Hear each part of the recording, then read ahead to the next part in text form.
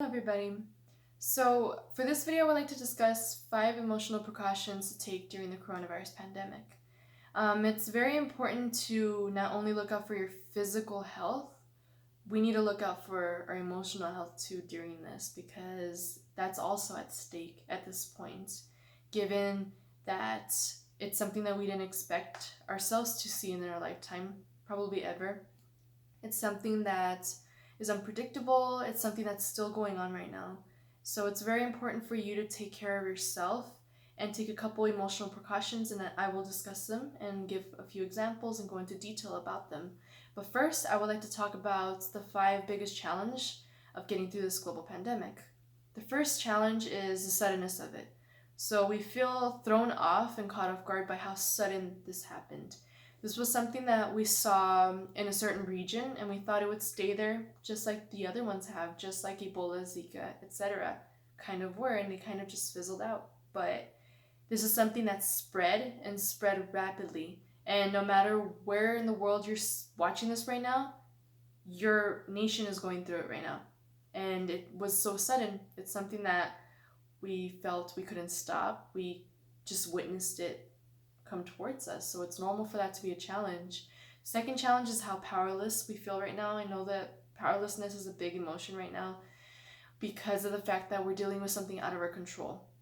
This isn't something that we all anticipated. It's not something that we really predicted at all. It's something completely beyond our control because it is a virus. It's invisible. It's dependent on how globally we handle this, and it's a little frustrating too at moments because you feel powerless because you can't really do anything about it except your own individual prevention techniques. 3, constant news. So there's a lot of information out there, but a lot of the bad news, a lot of the numbers, the spikes, the cases going on, the fatalities, how it affects different people can be overwhelming because it is bad news. No one wants to hear this going on. No one wants to hear that people are going through this, that there's people getting it worse than others, that the numbers keep going up, that a lot of people aren't listening. Nobody wants to hear that. So it's understandable that the constant news can be a huge challenge right now because with the situation, it's at a severity where it typically is a lot of bad news. 4, social isolation. We are social distancing, so there's a lot of isolation going on right now, whether you be quarantining with people or yourself. It can be understandable that you feel lonely or you feel trapped or you feel disconnected from the whole world. It's a big challenge too. The 5th biggest challenge is reality-based fear. So while we have our fears, we have our worries in life, but this one seems to attack reality. So it's not just your fears where you feel like you're getting carried away, you're overthinking a little bit. It's something that does attack your reality. You're worried about the outcome, you're worried about the security of your future, the consequences, the world, your loved ones, yourself. So it's understandable that it's a huge challenge because this is something that attacks your reality. It's something that threatens your reality. So it's completely normal. Now, as we just identified the 5 biggest challenges that we face through this whole thing, it's important for us to cope, right? Because with those challenges, we must cope with them. We must find ways of coping through it because in order to get through this, we need to make sure that we're not just social distancing, staying at home, hand washing, or mask wearing. Those are the physical precautions. What can we do to make sure that this is taken care of and this is taken care of, and we're not driving ourselves to the brink of insanity, to the brink of a nervous breakdown, or lowering our immunity? Because if we're doing this, it's lowering our immunity. The 3 biggest reasons of that is your emotional and psychological health are very important, and they have a huge impact on how your physiological body works. So if you're stressed out, you lower your defenses of immunity. You get yourself sick. You can actually get yourself sick. And it's important to make sure you don't get to that point. You need to really take care of yourself because you need to show up for your life. You need to show up for you. Another thing is that your environment and those you share it with are dependent on it. So if you're around your loved ones right now, if you're quarantining with your loved ones right now, you need to make sure that you are good, that your loved ones are doing good too, not just physically but emotionally, because You need to be strong for each other. You need to get through this. You need to do your best to seek out every day and get past every day and get yourself up, get yourself a little bit more ready with armor, if that makes sense, invisible armor to face whatever this whole pandemic may bring. And it's important to do that because if you love to be there for others, if you need to take care of other people in your life right now, you can't be pouring out of an empty cup. You need to fill yourself up in order to be able to address others and in order to be able to be your best self when you extend support for other people. And taking these emotional precautions will help you make more sound decisions during this. So if you are stressed, you are also tired. You are also feeling ill, and you will not be able to be proactive during this. You may either be catatonic, or you can get overwhelmed to the point where you're not feeling physically well. Your brain may be foggy with all of the stress that's going on right now, and you can do some decisions that aren't always best for you. So it's very important to take all of these reasons into consideration to get through this and to be proactive through this. So the 5 emotional precautions that we need to take are these. 1, pay attention to your feelings and allow yourself to feel them.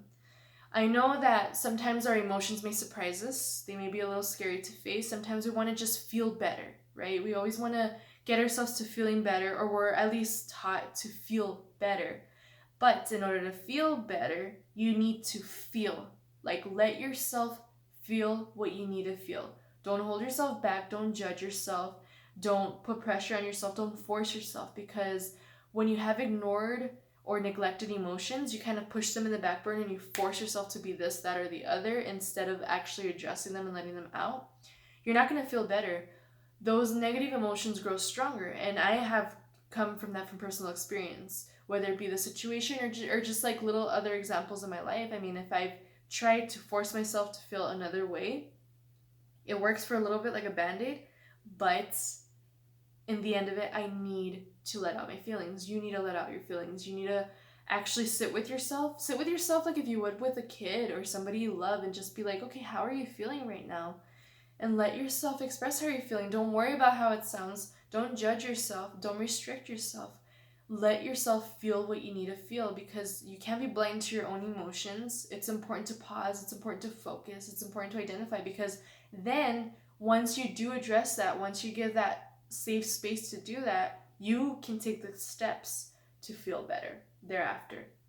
2, help yourself feel less powerless by doing what you can. So while the situation as a whole is out of our control, think to yourself, all right, I mean, I literally cannot control this. I can't grab everybody and just, here, let me get this out. No, like, you can do things though in your power. You can social distance.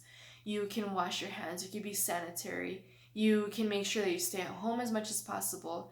And you can do all those precautionary measures and the recommendations and use your good judgment to balance out the self-care and caring for other people as well, in order to make those rational decisions and think, okay, I can extend empathy through this too. I can support others, and I can also seek support during this. Like, I'm not alone. You need to tell yourself that. So when you feel powerless of the situation as a whole, what can you do? What control do you actually have? What little steps can you do? How proactive can you be right now? Try to find out what those things are and do them. Make sure that you nourish those things and realize, okay, this is what I can do. And if you are doing it and a bunch of yous start doing that around the world, collectively, there will be change. There will be something good out of this, and there will be precautionary measures, and this can come to an end, and we can see the end of it.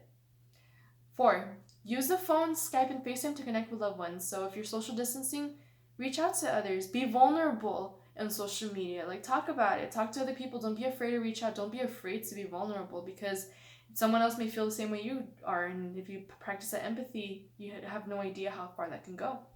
And last but not least, use this opportunity to grow in some way. So reframe the situation from a global pandemic to an opportunity. So it's a chance to really tune in and pay attention to yourself. It's a chance to stop and slow down from all of the distractions. Try to focus on what you can do to make this sweet.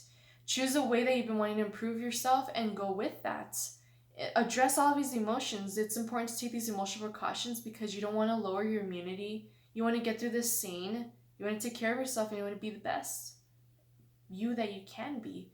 So be that support system you need. Reach out, express yourself. During isolation, don't isolate yourself and don't isolate your own thoughts or feelings on top of all.